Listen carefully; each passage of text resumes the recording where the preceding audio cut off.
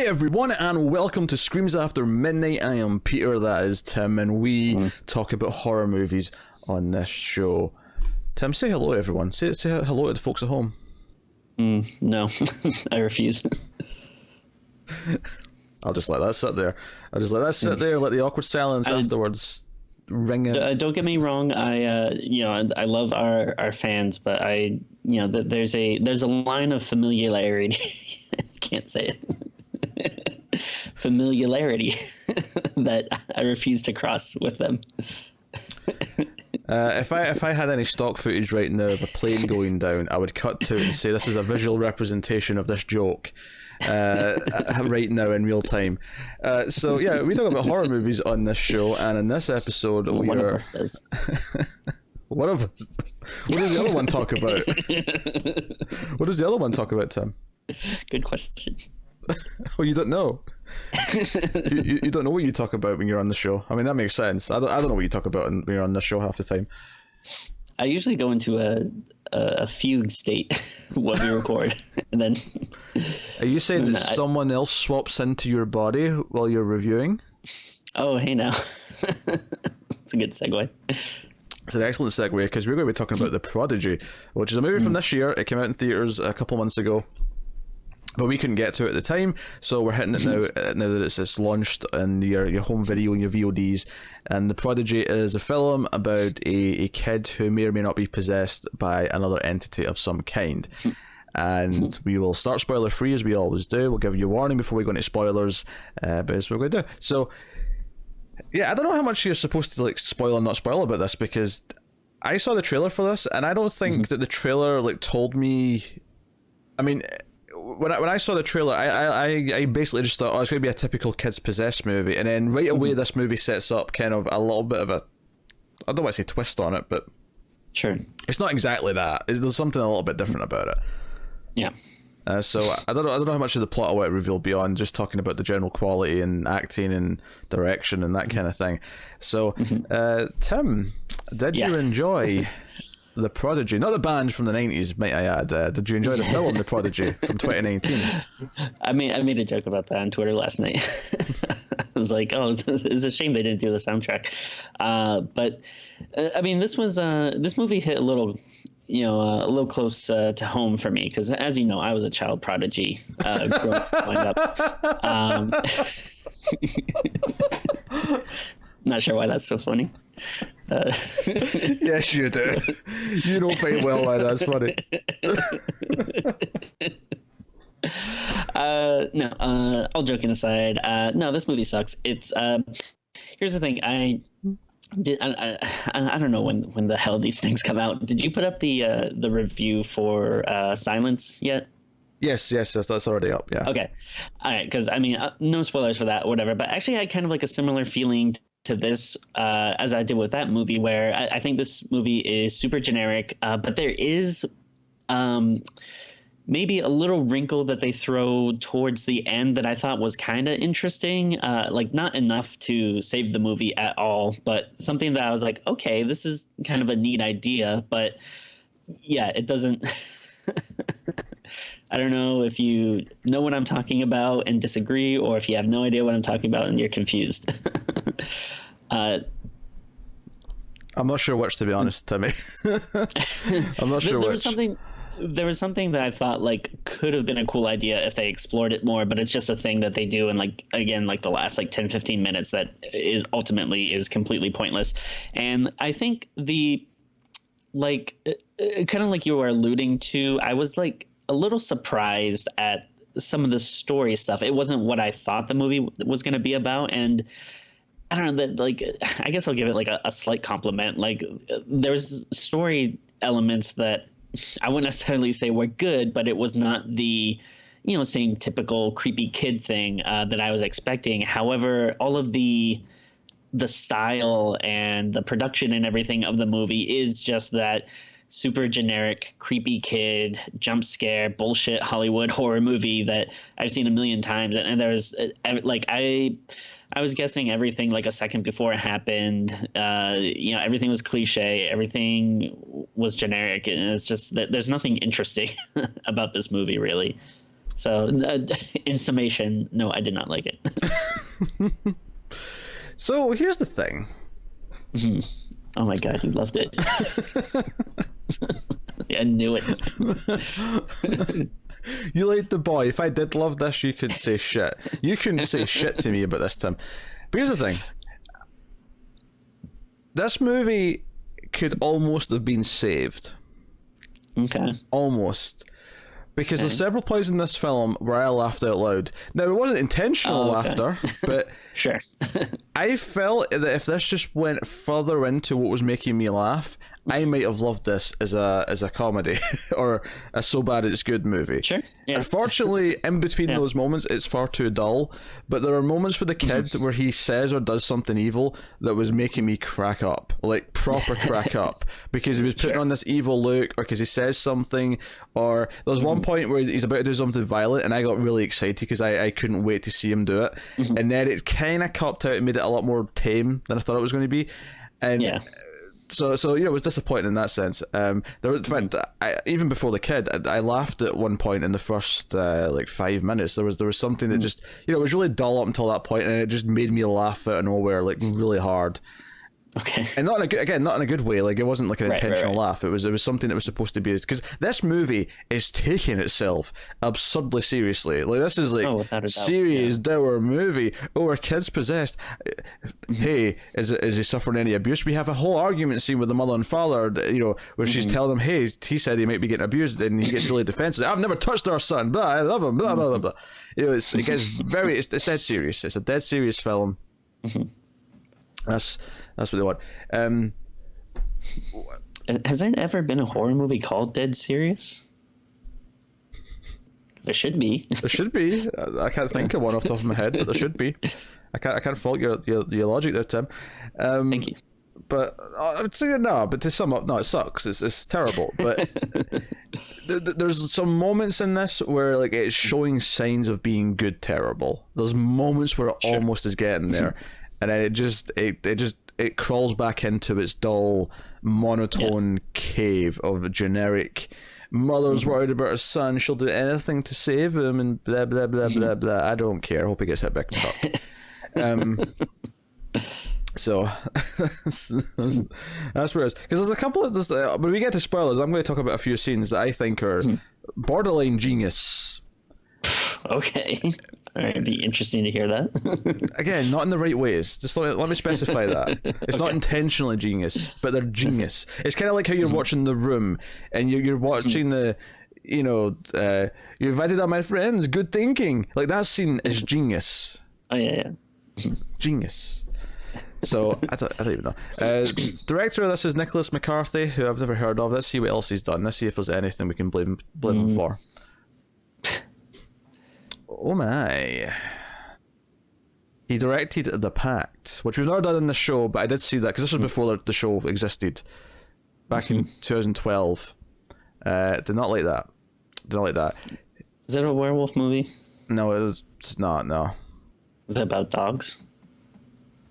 No, the Pact is about, it's PACT, so as in we made a pact together. Oh. Yeah, pass. He did the Easter segment of Holidays, which we did do on the show.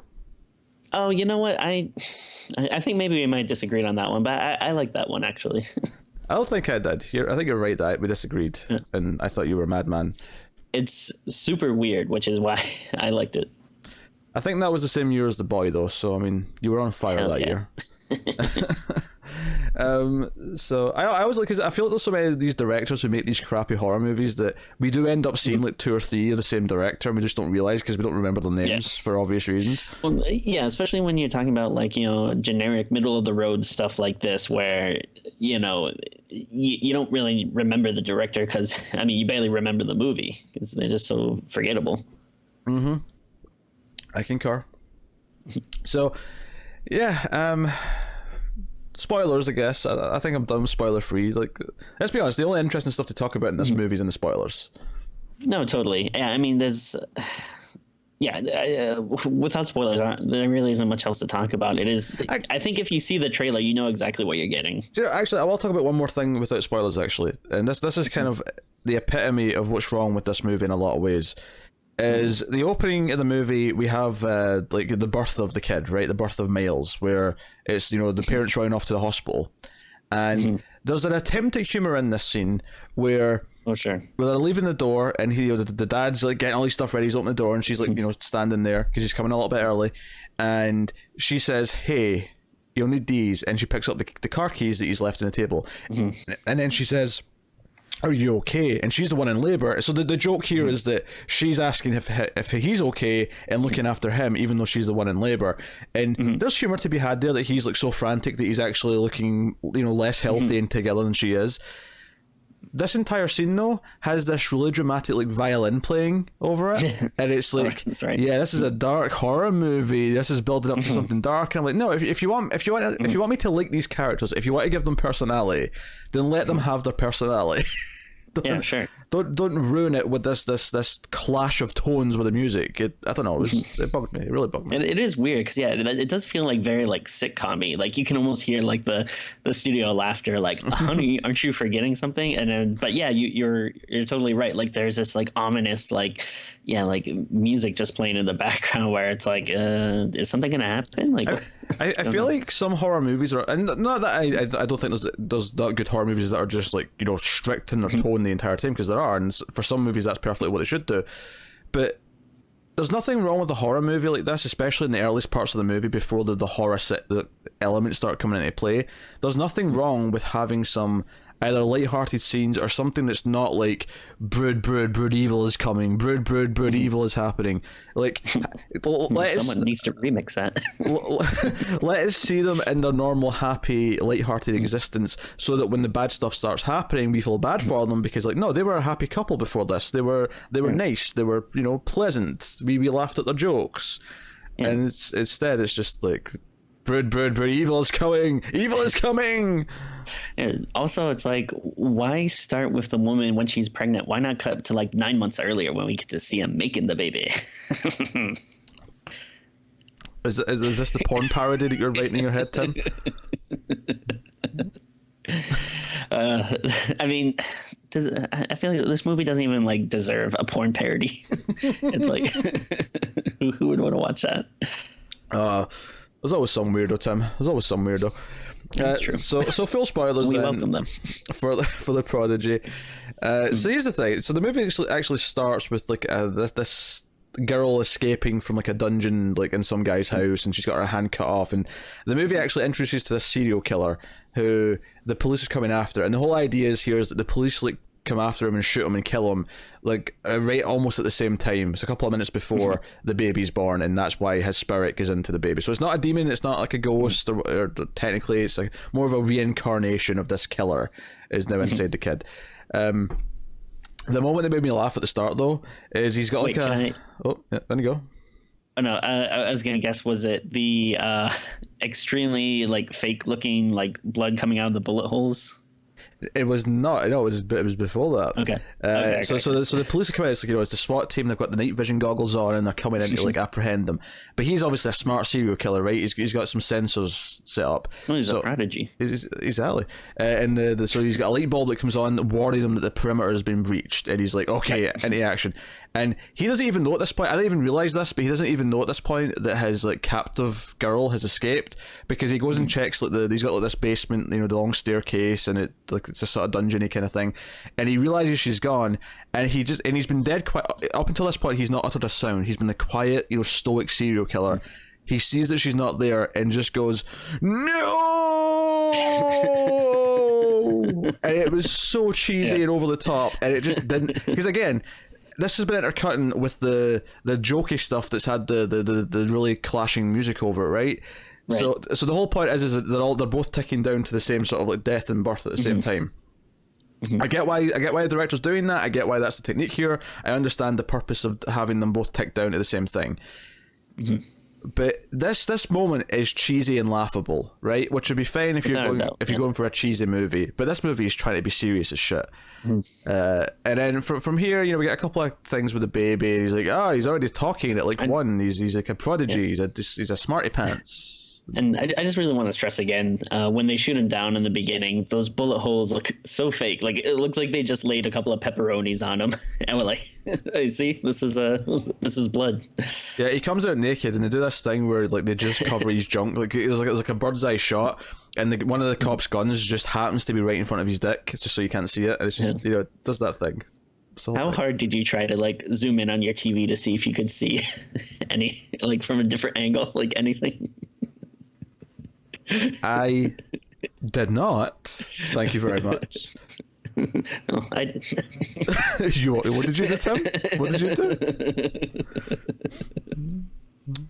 Was it that scene from Blade Runner where you're just saying enhance, move over 3 pixels, enhance? Yeah. No. Serious question though. Like, do you think? Well, I guess it's not supposed to be a surprise that the serial killer is inhabiting this boy, because everything is so choreographed like from the start with cutting between the two. But I don't know. Would it have been better to just show the full serial killer segment and then cut to a baby being born, or I don't know, because it didn't really seem effective to me, but I think the whole movie is not really effective. I think the only way to actually have the reveal that there's a serial killer inside their son would almost be to hide the fact that it's a possession movie up until a certain point. Mm-hmm. Like, have the kid being weird, have him doing weird things, and then kind of like go back to the backstory of the killer at some point. But even then, that might feel a bit iffy. I think ultimately the premise is a little bit weird. I think for me, this movie works if it's a bit cheesier, more of a B movie. Yeah. You start off with the death of the serial killer, and we know what the premise is going in, and we know that the kid's possessed by the serial killer, because then we have fun with the actual kids being evil elements. Here's the scenes that I enjoyed. Again, not in the right ways, but there's a scene where she takes the kid to the hospital when he's like 5 or whatever, and she's talking to the doctor, and the kid's just over, and he's got like a fly in his hand or something. There's a bug. Oh, right. And he just he goes like this, and just crushes the bug in his hand. But he's got his like, yeah. And it was just so over the top, the acting from the kid, that I just started laughing, and I'm like, yes, give me this cheesy stuff, because I got really excited at one point when he's in school. He's in a bit of a special school because he has trouble making friends. He's smart, but he's also socially behind, if you will. And he comes up and says, I want to work with young Stacy here. He's got a crush on Stacy apparently. And the kid says, oh, sorry, we've already started doing our thing, we've already started our plans, because they're in lab partners kind of thing. And he asked to be excused to go to the bathroom. He goes and picks up a giant wrench, and I started getting giddy here, because I thought he is going to whack this kid across the face with a wrench, and I am going to laugh out loud. I wanted to see it. I wanted to see him slap the kid in the face with a wrench. Okay, so just making note of this. I want to isolate this part of the podcast. All right. So seeing the two children fight was making you giddy thinking about it. Stop twisting this. I wanted an over. That thing you get in like some B horror movies where they do the extreme thing that most movies won't do. I wanted a shot of the wrench coming. The sort of thing that you see with adults where you see like blood splatter out the kid's mouth, right? And like I wanted it to be over the top and violent, but because it's two kids, it would make it kind of funny to me. But instead it just kind of like fades to black as he swings, and then he's like hitting his shoulder, and it's just like, this is boring. No, I wanted to face pummel him, damn it.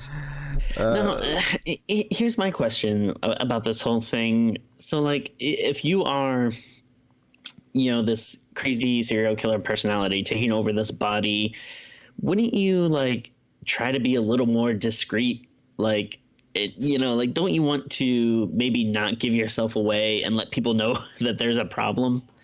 Like, instead of just being like, nah, I just want to keep doing the crap that I was doing as an adult. He kind of hides it in some ways. Like, obviously he talks like Hungarian in his sleep, which is one of the things that the mother like notes is weird. I actually did laugh out loud though, because there's another scene where she comes into his bedroom at night when he's asleep, and she just kind of tucks him in a little bit, and she turns around, and then just as she's walking out the room in his sleep, he says, go F yourself. Yeah. And that really made me laugh. Like it was I think the big things that made me laugh during the movie were definitely any time that he starts talking like a foul-mouthed adult, like when he's in the therapist's office. Oh, we and need to talk stuff, about this, yeah, because obviously there's the hypnotherapist who, because the doctor that he's got, like, hears the Hungarian stuff and then talks to the hypnotherapist, and it's this guy who's dealt with kids who have been reincarnated people from before, and but they've been nice people, right? They've just been people with unfinished business. They want to go and visit their dying mother and say goodbye, and then the kid becomes normal after that, yada yada yada. So he tries to hypnotize the kid and talk to the entities, like, yeah, I want to know who you are, I want to know who this is, and who we're talking to. And the kid, and this is the most out there scene in the whole movie, the kid says, because they're in his house, they're in the hypnotherapist's house, they've went in there, and the kid says, you've got a lot of drugs in your bathroom, and he's like, yeah, they're all legal, they're all perfectly legal subscribed drugs. He's like, yes, but not if you forced them on a child, and I took some, and I'm going to go out there and tell my mother I woke up with your cock in my mouth. He actually says that. And then he says, who are they going to believe? You or a little kid? And on top of that, I also took some pubes out of your toilet and stuck them between my teeth. And I'm like, holy shit, this is like vile. And it's so gross. I would love to know what they're saying to this 8-year-old actor, like how you direct this scene. This is what you're saying in the scene, child. Because at least, because I think one of the examples people bring up is Hit Girl and Kick-Ass, because she's saying a lot of full language. But at that point, she's like 12, 13. She's hearing this language a bit more by that age. She understands what's more or less going on. This is an 8-year-old being told to say that he's had a cock in his mouth. Like that is pretty extreme. Yeah. did they have to hire like a therapist just for after the shooting so that he would get some therapy? I don't know. But it made me laugh though, because the old guy's reaction when he realized that he's bamboozled, he's like, oh crap, you've got me in a pickle here. I have to just kind of do what you're saying. But he calls the mother in the middle of the night. He's like, hey, I think it's a serial killer, and I can't talk to you in front of him because he's threatening me, and all that. Yeah. But I mean, I think at this point though, the parents know like something's up. That I think it would be easy enough for him to don't say it in front of them, but he could send like an email or like he does, call her and say like, hey, like, listen, the reason why I couldn't talk before is because he said he was going to threaten and say this and that. And I think the parents would have enough justified reason to be like obviously a parent should be concerned if anything like that's happening, but like in this case, when you have a child that's speaking different languages, beating other kids with pipes and all this stuff, I think you kind of it's safe to assume that they're up to no good. And let's not forget, he home alones the babysitter. Like that's I mean, I don't want to couple on this movie too much, but that was like an effective scene for me. Like it did definitely gross me out. Because they're playing hide and seek. He's like, let's play hide and seek. That's also had an unintentional laugh for me when she just finishes counting to 10 and she takes her hands away from her face and he's just standing there staring at her. That made me laugh. It's so weird. It made me laugh. But then she's like, oh, do you want more time? And he's like, mm-hmm. And she's like, okay, right. She counts to 20 and she goes looking around house. But he's like turned off all the lights. He's taking all the light bulbs out, so it's all really dark and creepy. And I get what they're doing here. They're saying, okay, so he's a serial killer who killed a woman, so he likes toying with her. He likes toying, even with his mother. In some scenes he's like stroking her hand really creepily, and it's kind of like, okay, this is really weird and icky and whatever. But she's walking down the stairs and he's put like a broken like glass on a step, and she like steps on it. So that's why I say Home Alone, because it's very reminiscent of the nail on the stairs in Home Alone. Don't like foot trauma. Do you know what? Nothing's as bad. There was an episode of Doom Patrol recently, and I won't spoil much. I won't spoil anything. I'll just say it involved eating hair from a drain, and it was the most disgusting thing I've ever seen in anything. No movie scene, no TV scene has ever icked me out the way that scene did. Okay, interesting. All right. But there's a solid plot reason for it happening, though. But I won't spoil anything. You'd like Doom Patrol, Tim, actually. Oh no, I'm planning on watching it. I'm just I'm cheap, so I'm waiting till Swamp Thing's out so I can just because I'm assuming those will probably be the only 2 shows I want to see. So I get like my free trial for 2 weeks once everything's out, and then I'll watch it as quick as I can until the Constantine show's greenlit and. Yeah. I don't know. I wasn't a big fan of the last show, but I do feel like it would be my duty to watch it at least. I imagine it would probably be less network TV like on that though. Even if they got the same actor back, True. I feel like Yeah. it'd be opened up a little bit. I just feel like I think I was thinking about this the other day because I was rereading some old Hellblazer, and Hellblazer is so good. I just don't think people understand how to do it right. Everyone just wants to focus on the magic side of it, which is like kind of the exact opposite. Like, no, the whole point is he's a con man who, very seldom needs to use magic, but everyone wants to like make him like Doctor Strange, Yeah. And, I think that's just the wrong way to go. But yeah. Maybe that's why I don't like him that much. Maybe I've just not liked it because I've never read the original books. I've only seen and read newish things. Yeah, I mean, I think you might like that a little bit more, like because there's definitely some good stuff in there, and I really liked that in the books he like aged in real time, which I thought was like really cool. So like, if you start reading it in the 80s, he's probably like in his like 20s or something, but then like by the time you get to the end, he's like in his 40s, and I don't know, just thought that was really interesting, and they don't really do that with any other characters I can think of. Yeah. That's a fair point. Tim, can you tilt your camera down a little bit? Like your chin's hitting the bottom, and it's really upsetting me. It's really upsetting me. There you go. That's better. That's better. You can't even see the top of my head. That's okay. I mean, it's not perfect, but your eye line should be close to the third mark, and this is much better than what it was before. Before there was just tons of dead space above your head. Hey, I love Dead Space. I wish it would come back.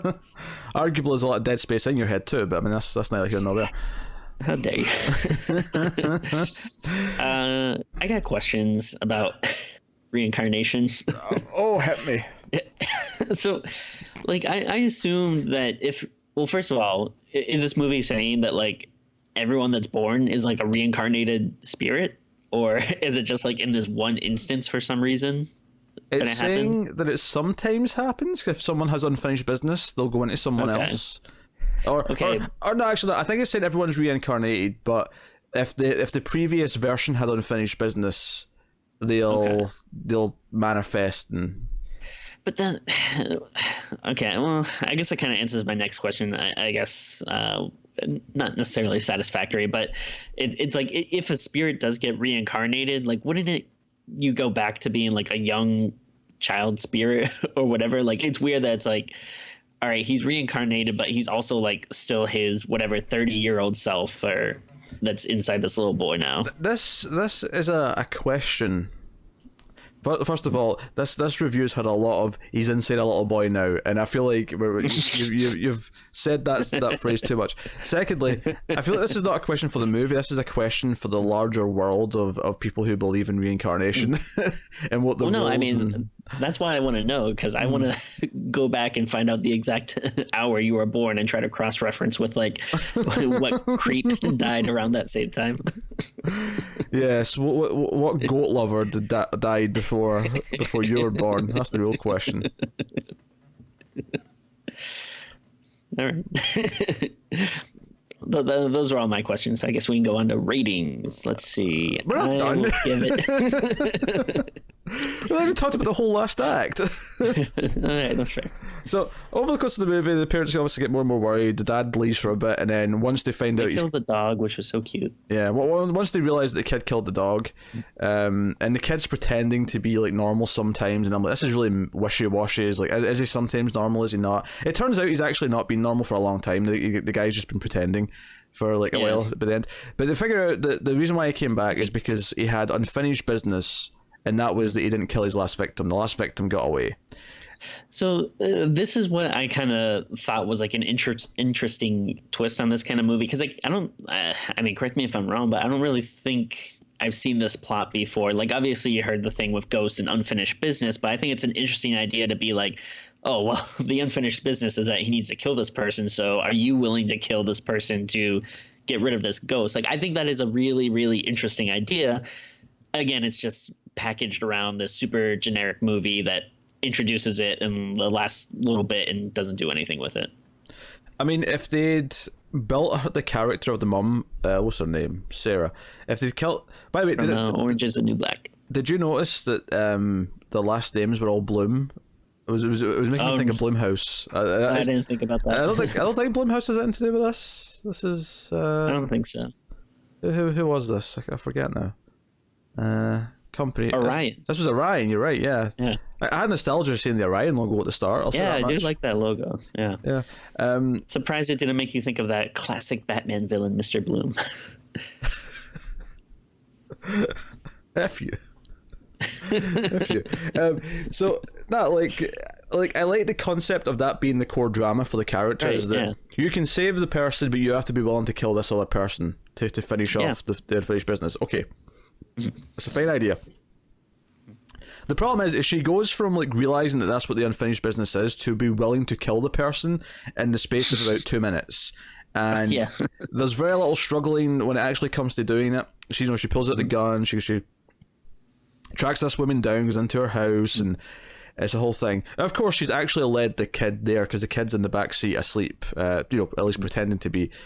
So of course the kid comes in and stabs her to shit. Yeah, the kid comes in and stabs the woman to shit, and then basically, she's hoping that that's her get her son back, even though she's been, an accessory to murder at this point.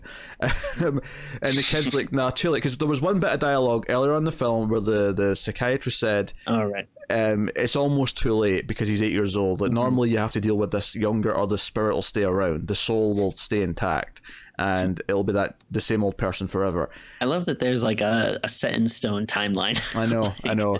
This is such an exact science. This is one of these things that in a lot of these supernatural horror movies is that people who know about it talk about it as if there's like really specific like rules and like as if it's not like this. I don't know. It's so weird. Oh everyone knows that you have to get a soul out of the body before 8 years old. Like that's just common knowledge. It's just common knowledge. Yeah, that's just the rules. But he turns around and goes, "Nah, I've been the same evil person like since that night that I said I would always love you or whatever. Like I've been evil serial killer me since then, and you." Like, I'm never going anywhere. Like, this is me. I'm here now. So the mum then makes the choice to try and shoot him because, well, you're evil and my son's never coming. You got his soul. I'm not letting you have his body. So she goes to shoot him. And then, like, a random farmer dude who's got a gun shoots her. And now he's put into adoption. In the end of the movie, is him with these adopted parents, or his foster parents, while his dad's still, because his dad didn't technically die. He stabbed his dad and made him crash the car, but he's still in a coma. He might come back. Yeah. And if he does come back, I'm sure he doesn't want to raise this little hellion. Oh yeah, he'll especially when he finds out his wife is dead. I mean, yeah. And then like and again, like nothing is a surprise in this movie, although I think they try to have it, but like when she has the gun pointed at her kid, which this is actually a scene that was cracking me up just because she's looking so intense and just pointing this gun at this child, but like it fades to black and then you hear a gunshot, and I don't think anyone assumed that she shot the kid. Like there's gonna be someone else that shoots her. Maybe I was a little surprised that it's like a random farmer or whatever, but that she's not gonna end up shooting him. And then I was watching this with my wife, and like probably about 10 or 15 minutes into the movie, like first of all, like we keep going like, all right, this is gonna happen, everything we said happened, came true. And then like one of the first things my wife said early on is like, oh well, they're obviously not gonna cure him, and it's gonna end with him like having some type of devilish smile and being like, I'm still here, which is exactly what it does. Pretty much, yep. So it's prime for a sequel, unfortunately. I mean, I'm assuming it only made like $15, but let's find out, shall we? I know one of our listeners saw it, because I remember like early on when it was in theaters, someone I forget who it was, I apologize, but I think someone reached out to us and like asked us what we thought, because they thought it was one of the most generic horror movies they'd seen, which I agree with. Oh no, it bombed. We might be okay. Okay. We'd be okay. Do you know what? I'd almost respect a sequel though if the sequel plot was the dad wakes up, finds out that his wife is dead, and the movie's about him hunting down the kid for revenge. Or, here's what you do. Okay. All right, so the sequel starts with kind of like going back to this ending here, and you see, the mom dying, and then cutting it back to the dad in the coma, and then as soon as she dies, the dad wakes up, and it's like, what? Reincarnated with his dead wife's spirit? He can't reincarnate when he's already an adult, Timmy. Come on. But what if he was about to die, so his soul left his body, but then her soul entered it? Pay attention to the rules, Tim. Oh, acting like there's hard rules for this movie. There is not. No, this movie just does what it wants. No, so the ending's just generic and stupid, as everything is. It's like, oh, you care about the fact that he's still out there, right? And he's got this new family to terrorize. Nah, not really. Yeah. And again, this is another crazy thing where it's like, I mean, you would think that, like, we're supposed to think that he's a serial killer that's been active for a while. So you would think that, like, he's somewhat smart with what he does, but, like, you know, he has, like, no, like, it doesn't feel like he has any game plan. Like, you think he would, you know, try to convince the mom, like, oh, this worked, I'm cured again, so that they're not suspecting anything. Because otherwise, if you keep telling everyone that you're, you know, a crazy possessed serial killer little kid, like, I mean, people are gonna think something's up and get suspicious and, like, lock you away or something. Like, I don't know, it seems like he would be smarter. I guess it's like he wants someone to know so that he can, like, hold it over them, so he can rub it in, so he can bask in their horror. Like, I think that's the idea. Yes. I mean, I'm not saying that defends it. I'm just like, I guess it's the idea that, you know, serial killers eventually, like, they have to tell someone, they have to leave a calling card, they have to, like, get some sort of glory out of it. I guess that's where, and not that I think this movie sets that up, but if I'm just, like, sort of looking at it in the broad sense of serial killers, I can kind of almost justify it. Kind of. I guess. I don't know. And I just keep going back to the fact that, like, he beat a kid with a pipe, like, and then they just, like, let him go back to, like, public school. I think you'll find wrench. It was a wrench. Wrench. I apologize. All right, so he beats a kid with a wrench, which, like, that's gonna do serious damage. Like, if the kid doesn't be killed, he's gonna have, like, serious, you know, repercussions from that. And, like, I don't know. I just feel like it's like, all right, well, I guess you're just going to public school now. It's like, no, you would be locked in, like, an insane asylum for, like, till you're 16. Yeah. Also, who are these foster parents who are willing to take in this kid that has this record? Like, yes, we'll accept this kid into our house who's been beating up other kids with wrenches. This is like a winning idea. Yeah, like, it's insane. And again, like, in front of the whole classroom, like, it's not like after class the kid was, like, at the stairs and he pushed him down or something. Like, yeah, like, there was, like, a room full of witnesses. His father, like, was in a very mysterious car crash. His mother died under mysterious circumstances. Like, I mean, I guess they sell it to them like, no, his mother went crazy and tried to shoot him, so, you know, he's very damaged. Like, I guess that's how you sell it, but, like, still, I don't know. Too much baggage. Let the kid rot. Yeah, I'm okay with that. He's not a good kid. Yeah, he's the worst. Is there anything else to talk about? I mean, I don't think so. I think that's pretty much it. Yeah, I mean, in terms of, like, you know, you mostly, like, talked about the story, but just, you know, if we're talking about, like, technical stuff, everything is just done very boring. Like, you know, the music doesn't stand out. You know, the look of the film doesn't stand out. I found their house to be, like, super boring. It's very drab. The moments in the trailer where she's looking at her kid across the hall and the kid, like, comes running towards her. Yeah. And it goes through, like, a shadow, and then it's like the naked, fully grown man that actually grabs her. That actually turns out to be a dream sequence in the movie. Like, in the trailer, it's, like, just there, but in the movie, she wakes up after that, and I'm like, okay. Yeah, so there really isn't, like, supernatural stuff going on, which is, of course, the one of the tropes that we always bring up that we hate is it was a dream. Wake up. Oh, yeah, without a doubt. And there's another scene where, like, I forget if this was a dream as well, but wasn't there another scene where, like, he still had the little kid body, but he had, like, the old man's face?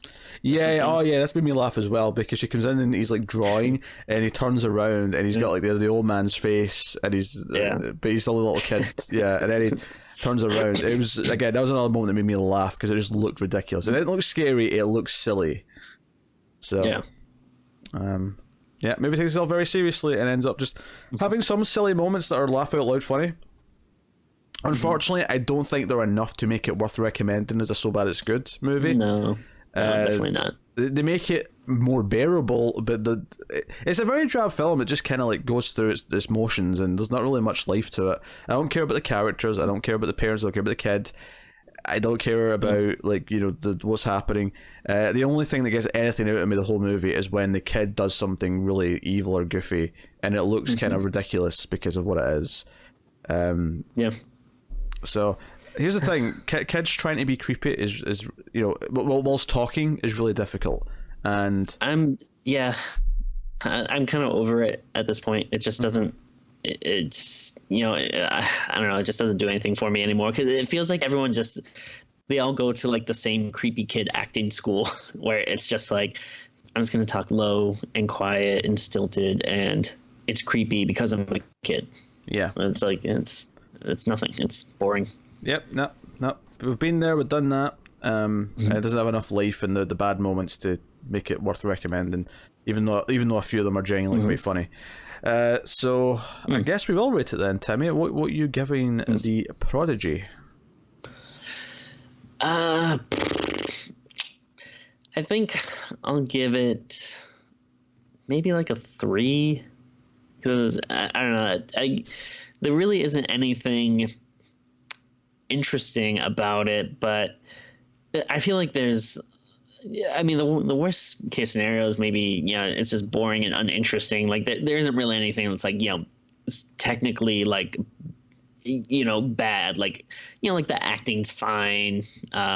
It's so and again the little wrinkle in the end that I thought was kind of interesting. We'll give it like a little bit of points for that. But I mean, otherwise though, there really isn't anything to this movie. Yeah, it's just so lifeless, and it takes itself so seriously that I can't even enjoy the goofy moments like as much as I want to. So, so what did you give it? 3. You give it a 3.